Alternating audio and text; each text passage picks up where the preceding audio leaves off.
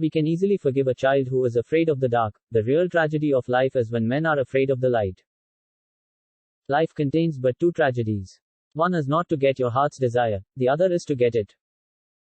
I know that I am intelligent, because I know that I know nothing.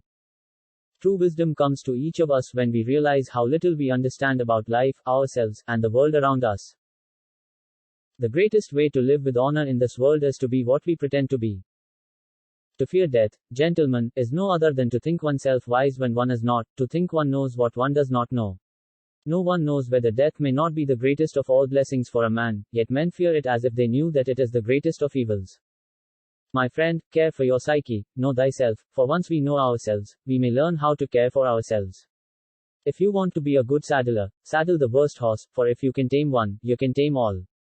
If a man comes to the door of poetry untouched by the madness of the muses, believing that technique alone will make him a good poet, he and his sane compositions never reach perfection, but are utterly eclipsed by the performances of the inspired madman.